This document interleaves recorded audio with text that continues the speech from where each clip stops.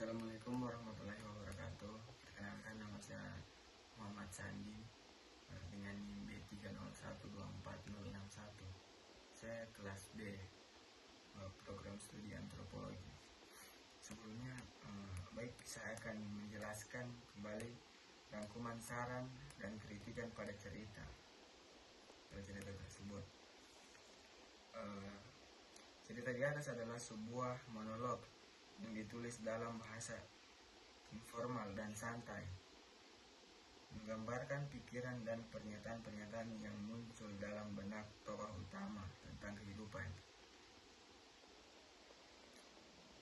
Tuhan, dan tujuan hidup. Cerita ini memiliki gaya bahasa yang unik dan menarik, dan menggunakan kalimat-kalimat pendek dan pertanyaan-pertanyaan yang provokatif. Masuk ke saran. Sarannya itu, cerita ini bisa dikembangkan lebih lanjut dengan menambahkan plot dan karakter yang lebih kompleks. Saran kedua itu, penggunaan bahasa informal dan santai bisa dipertahankan, tetapi perlu diingat untuk menjaga konsistensi gaya bahasa sepanjang cerita.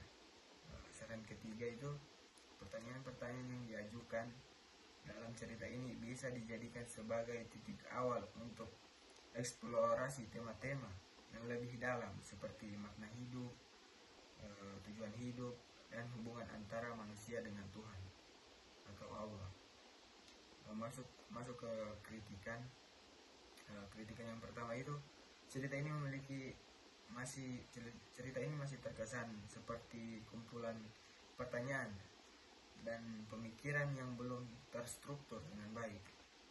Yang kedua itu, beberapa bagian cerita terkesan tidak terkait dengan bagian lainnya, sehingga perlu dilakukan penyutingan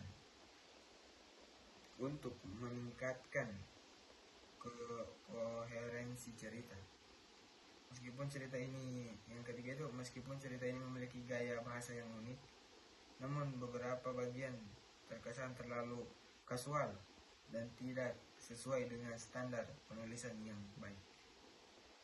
Masuk ke komentar tambahan.